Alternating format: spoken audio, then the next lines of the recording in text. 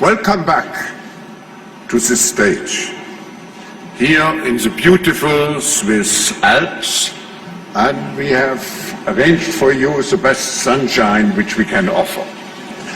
We are pleased that you have chosen to join us again, this time for the opening session of the 50th annual meeting of the World Economic Forum in Davos. It is an honor to host you, Mr. President, on this very special occasion. And you have here in the room and in some overflow rooms, you have really the best of what the global business community can offer, in addition to over 300 representatives from governments.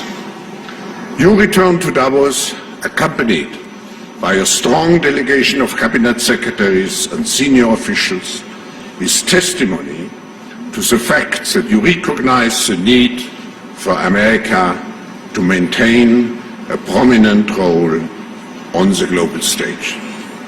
In the past 3 years, the United States, by any metric, experienced a story of economic growth and dynamism. Stock market performance alone is one indication, as is the record low unemployment rate. Investors are showing deep confidence in the short and long-term potential of the US economy. Yet, Mr. President, with this good news, we all know there remain challenges ahead for the United States and for the rest of the world.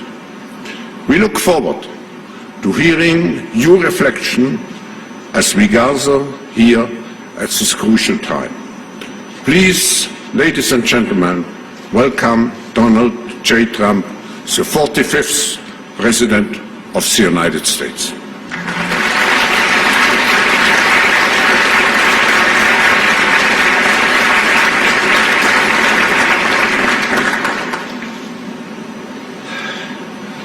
Well, thank you very much, Klaus, and very special congratulations on your 50th year hosting the annual meeting of the World Economic Forum, a truly amazing achievement. It's an honor to address the distinguished members of this organization for the second time as president. When I spoke at this forum 2 years ago, I told you that we had launched the Great American Comeback. Today, I'm proud to declare that the United States is in the midst of an economic boom, the likes of which the world has never seen before. We've regained our stride, rediscovered our spirit, and reawakened the powerful machinery of American enterprise. America is thriving, America is flourishing, and yes, America is winning again like never before.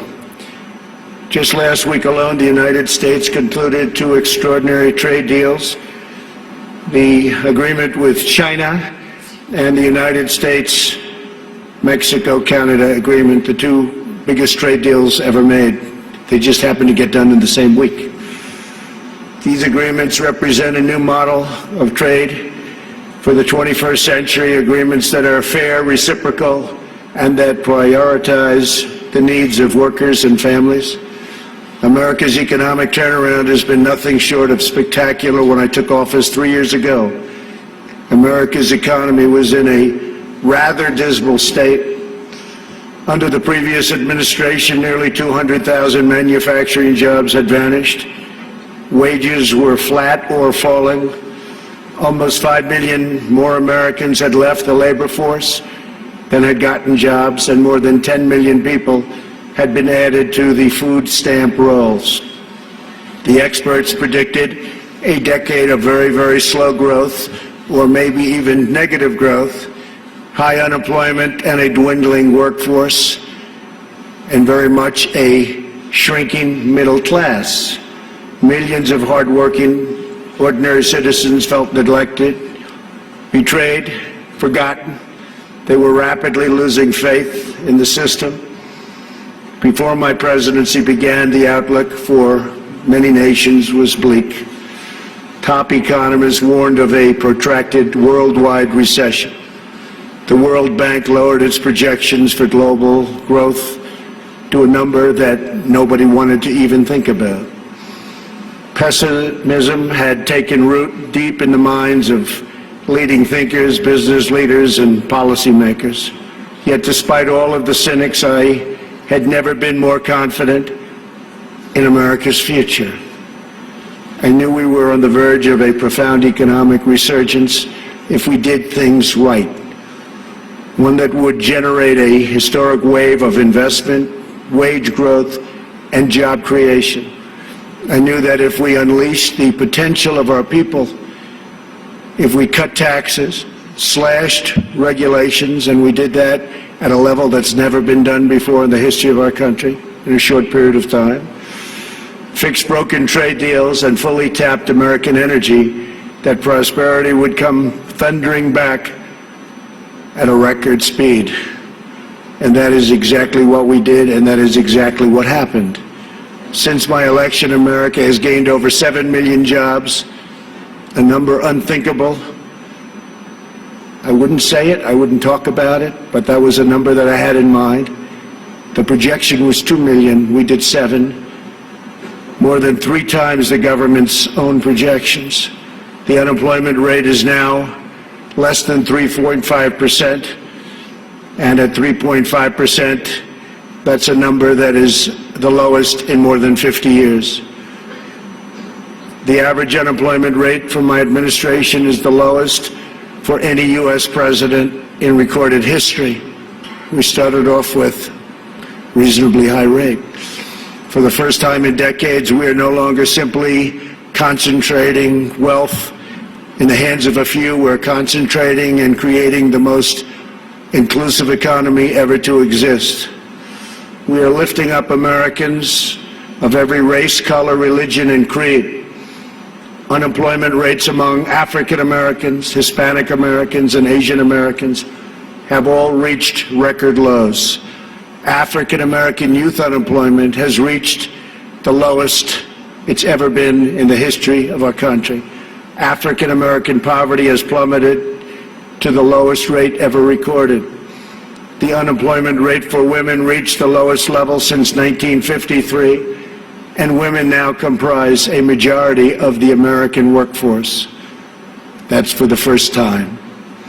The unemployment rate for veterans has dropped to a record low.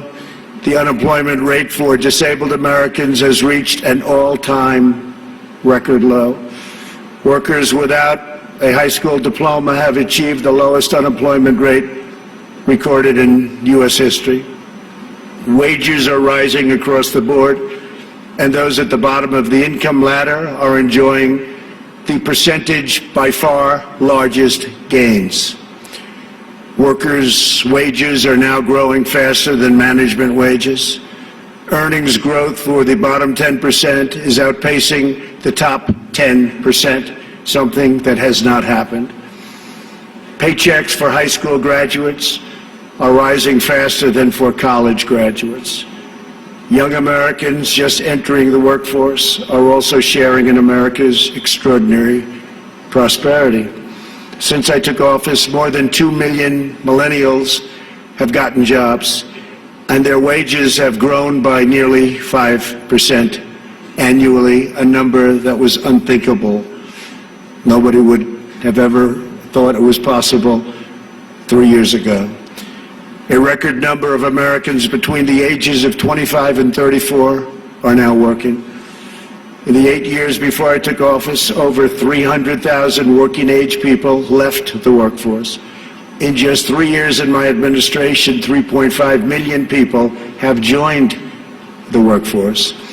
10 million people have been lifted off welfare in less than 3 years. Celebrating the dignity of work is a fundamental pillar of our agenda.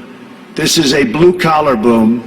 Since my election, the net worth of the bottom half of wage earners has increased by plus 47%, 3 times faster than the increase for the top 1%. Real median household income is at the highest level ever recorded. The American dream is back, bigger, better, and stronger than ever before. No one is benefiting more than America's middle class. We have created 1.2 million manufacturing and construction jobs, a number also unthinkable. After losing 60,000 factories under the previous two administrations, hard to believe when you hear 60,000 factories. America has now gained, in a very short period of time, 12,000 new factories under my administration, and the number is going up rapidly. We'll be beating the 60,000 number that we lost, except these will be bigger, newer, and the latest. Years of economic stagnation have given way to a roaring geyser of opportunity.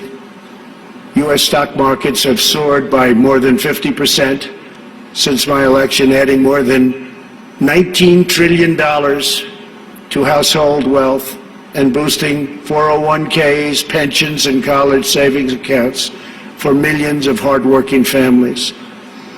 And these great numbers are many things, and it's despite the fact that the Fed has raised rates too fast and lowered them too slowly. And even now, as the United States is by far the strongest economic power in the world, it's not even close. It was going to be close, but a lot of good things happened to us and some not so good things happened to certain other places. They're forced to compete, and we compete with nations that are getting negative rates, something very new, meaning they get paid to borrow money, something that I could get used to very quickly. Love that. Got to pay back your loan? Oh, how much am I getting? Nevertheless, we still have the best numbers that we've had in so many different areas. It's a conservative approach, and we have a tremendous upside potential when all of the trade deals and the massive deregulation starts kicking in, which will be during this year, especially toward the end of the year. Those trade deals are starting to kick in already. The regulations are kicking in right now. And I see such tremendous potential for the future. We have not even started, because the numbers we're talking about are massive. The time for skepticism is over. People are flowing back into our country. Companies are coming back into our country. Many of you who I know are coming back in with your plants and your factories. Thank you very much. America's newfound prosperity is undeniable, unprecedented, and unmatched anywhere in the world. America achieved this stunning turnaround not by making minor changes to a handful of policies, but by adopting a whole new approach centered entirely on the well-being of the American worker. Every decision we make on taxes, trade, regulation, energy, immigration, education, and more is focused on improving the lives of everyday Americans. We are determined to create the highest standard of living that anyone can imagine. And right now, that's what we're doing for our workers, the highest in the world. And we're determined to ensure that the working and middle class reap the largest gains. A nation's highest duty is to its own citizens. Honoring this truth is the only way to build faith and confidence in the market system. Only when governments put their own citizens first will people be fully invested in their national futures. In the United States, we are building an economy that works for everyone, restoring the bonds of love and loyalty that unite citizens and powers nations. Today, I hold up the American model as an example to the world of a working system of free enterprise that will produce the most benefits for the most people in the 21st century and beyond. A pro-worker, pro-citizen, pro-family agenda demonstrates how a nation can thrive when its communities, its companies, its government, and its people work together for the good of the whole nation. As part of this new vision, we passed the largest package of tax cuts and reforms in American history. We doubled the child tax credit, benefiting 40 million American families and lifting 650,000 single mothers and their 1 million children out of poverty, and out of poverty quickly. We passed the first ever tax credit for employers who provide paid paternal leave for employees earning $72,000 or less annually, and passed paid family leave for government employees as a model for the country. We made child care much more affordable and reduced or eliminated child care wait lists all across the nation. Our child care reforms are supporting working parents and ensuring their children have access to high-quality care and education, all of which they very much deserve. We lowered our business tax from the highest in the developed world down to one that's not only competitive, but one of the lower taxes. We created nearly 9,000 opportunity zones in distressed communities where capital gains on long-term investments are now taxed at zero, and tremendous wealth is pouring into areas that for 100 years saw nothing. The 35 million Americans who live in these areas have already seen their home values rise by more than $22 billion. My administration has also made historic investments in historically black colleges and universities. I saved HBCUs. We saved them. They were going out, and we saved them. We're removing roadblocks to success and rewarding businesses that invest in workers, families, and communities. We've also launched the most ambitious campaign in history to reduce job-killing regulations. For every new regulation adopted, we are removing 8 old regulations, which will save an average of American households about $3,100 per year. It was going to be for everyone, we do 2, but we were able to lift that to 8, and we think that's going to go quite a bit higher. We still have a way to go. Today, I urge other nations to follow our example and liberate your citizens from the crushing weight of bureaucracy.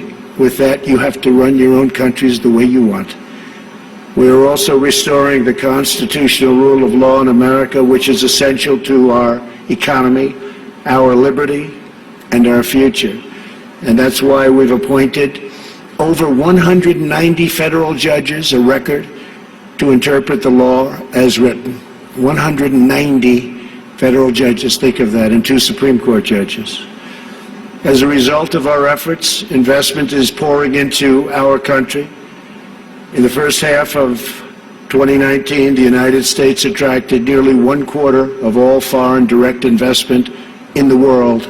Think of that. 25% of all foreign investment all over the world came into the United States, and that number is increasing rapidly. To every business looking for a place where they are free to invest, build, thrive, innovate, and succeed, there is no better place on earth than the United States. As a central part of our commitment to building an inclusive society, we established the National Council for the American Worker. We want every citizen, regardless of age or background, to have the cutting-edge skills to compete and succeed in tomorrow's workplace. This includes critical industries like artificial intelligence, quantum computing, and 5G. Under Ivanka's leadership, who's with us today, our pledge to America's workers has become a full-blown national movement with over 400 companies committing to provide new job and training opportunities to already very close to 15 million American students and workers. 15 million. America is making sweeping changes to place workers and their families at the center of our national agenda. Perhaps the most transformative change of all is on trade reform, where we're addressing chronic problems that have been ignored, tolerated, or enabled for decades. Our leaders did nothing about what happened to us on trade. Before I was elected, China's predatory practices were undermining trade for everyone, but no one did anything about it except allow it to keep getting worse and worse and worse. Under my leadership, America confronted the problem head-on. Under our new Phase 1 agreement, Phase 2 is starting negotiations very shortly. China has agreed to substantially do things that they would not have done, measures to protect intellectual property, stop forced technology transfers, remove trade barriers and agricultural goods and on agricultural goods where we were treated so badly, open its financial sector totally, that's done, and maintain a stable currency, all backed by very, very strong enforcement. Our relationship with China right now has probably never been better. We went through a very rough patch, but it's never, ever been better. My relationship with President Xi is an extraordinary one. He's for China, I'm for the U.S., but other than that, we love each other. Additionally, China will spend an additional $200 billion over 2 years on American services, agriculture and energy and manufactured goods. So we'll be taking in excess of $200 billion, could be closer to $300 billion when it finishes. But these achievements would not have been possible without the implementation of tariffs, which we had to use, and we're using them on others too. And that is why most of our tariffs on China will remain in place during the Phase 2 negotiations. For the most part, the tariffs have been left, and we're being paid billions and billions of dollars a year as a country. As I mentioned earlier, we ended the NAFTA disaster, one of the worst trade deals ever made, not even close, and replaced it with the incredible new trade deal, the USMCA, that's Mexico and Canada. In the nearly 25 years after NAFTA, the United States lost 1 in 4 manufacturing jobs, including nearly 1 in 4 vehicle manufacturing jobs. It was an incentive to leave the country. The NAFTA agreement exemplified the decades-long failures of the international trading system. The agreement shifted wealth to the hands of a few, promoted massive outsourcing, drove down wages and shuttered plants and factories by the thousands. The plants would leave our country, make the product, sell it into our country. We ended up with no jobs and no taxes. Would buy other countries' product. That doesn't happen anymore. This is the wreckage that I was elected to clean up. It's probably the reason I ran for president more than any other thing, because I couldn't understand why we were losing all of these jobs to other countries at such a rapid rate. And it got worse and worse, and I think it's probably the primary reason that I ran, but there are other reasons also. And to replace with a new system that puts workers before the special interests, and the special interests will do just fine, but the workers come first. Our brand new USMCA is the result of the broadest coalition ever assembled for a trade agreement. Manufacturing, agriculture, and labor all strongly endorsed the deal. And as you know, it just passed in Congress overwhelmingly. It shows how to solve the 21st century challenge we all face, protecting intellectual property, expanding digital trade, reshoring lost jobs, and ensuring rising wages and living standards. The United States has also concluded a great new trade deal with Japan, approximately $40 billion, and completely renegotiated our deal with South Korea. We're also negotiating many other transactions with many other countries, and we look forward to negotiating a tremendous new deal with the United Kingdom. Have a wonderful new Prime Minister and wants very much to make a deal, as they say. To protect our security and our economy, we are also boldly embracing American energy independence. The United States is now by far the #1 producer of oil and natural gas anywhere in the world, by far. It's not even close. While many European countries struggle with crippling energy costs, the American energy revolution is saving American families $2,500 every year in lowering electric bills, and numbers that people said couldn't happen. And also, very importantly, prices at the pump. We've been so successful that the United States no longer needs to import energy from hostile nations. With an abundance of American natural gas now available Our European allies no longer have to be vulnerable to unfriendly energy suppliers either. We urge our friends in Europe to use America's vast supply and achieve true energy security. With U.S. companies and researchers leading the way, we are on the threshold of virtually unlimited reserves of energy, including from traditional fuels, LNG, clean coal, next-generation nuclear power, and gas hydrate technologies. At the same time, I'm proud to report the United States is among the cleanest air and drinking water on earth, and we're going to keep it that way, and we just came out with a report that at this moment, it's the cleanest it's been in the last 40 years. We're committed to conserving the majesty of God's creation and the natural beauty of our world. Today, I'm pleased to announce the United States will join 1 Trillion Trees initiative being launched here at the World Economic Forum. 1 trillion trees. And in doing so, we will continue to show strong leadership in restoring, growing, and better managing our trees and our forests. This is not a time for pessimism. This is a time for optimism. Fear and doubt is not a good thought process, because this is a time for tremendous hope and joy and optimism and action. But to embrace the possibilities of tomorrow, we must reject the perennial prophets of doom and their predictions of the apocalypse. They are the heirs of yesterday's foolish fortune tellers, and I have them, and you have them, and we all have them. And they want to see us do badly, but we don't let that happen. They predicted an overpopulation crisis in the 1960s, mass starvation in the 70s, and an end of oil in the 1990s. These alarmists always demand the same thing: absolute power to dominate, transform, and control every aspect of our lives. We will never let radical socialists destroy our economy, wreck our country, or eradicate our liberty. America will always be the proud, strong, and unyielding bastion of freedom. In America, we understand what the pessimists refuse to see: that a growing and vibrant market economy focused on the future lifts the human spirit and excites creativity strong enough to overcome any challenge by far.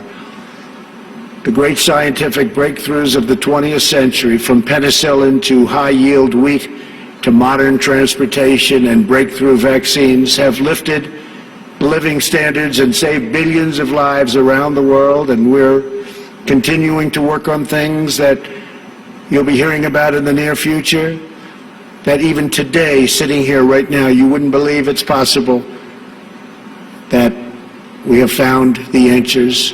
You'll be hearing about it, but we have found answers to things that people said would not be possible, certainly not in a very short period of time. But the wonders of the last century will pale in comparison to what today's young innovators will achieve, because they are doing things that nobody thought even feasible to begin. We continue to embrace technology, not to shun it. When people are free to innovate, millions will live longer, happier, healthier lives. For 3 years now, America has shown the world that the path to a prosperous future begins with putting workers first, choosing growth, and freeing entrepreneurs to bring their dreams to life.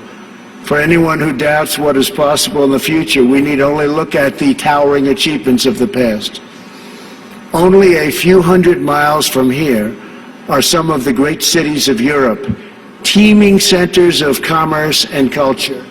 Each of them is full of reminders of what human drive and imagination can achieve.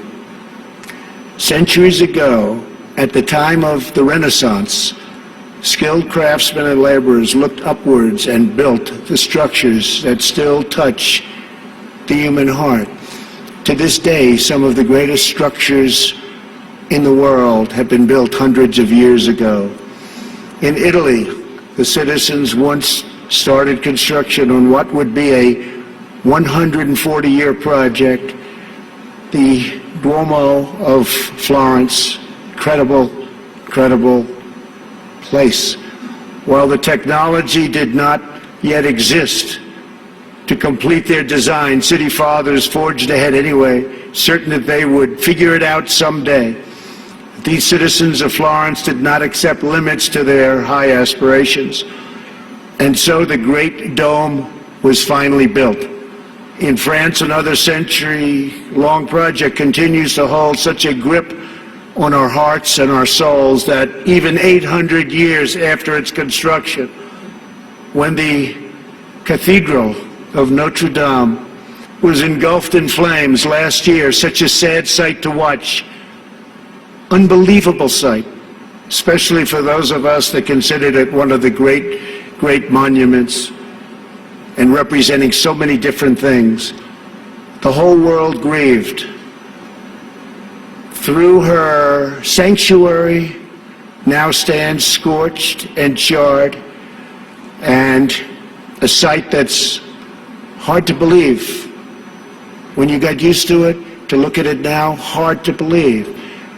But we know that Notre Dame will be restored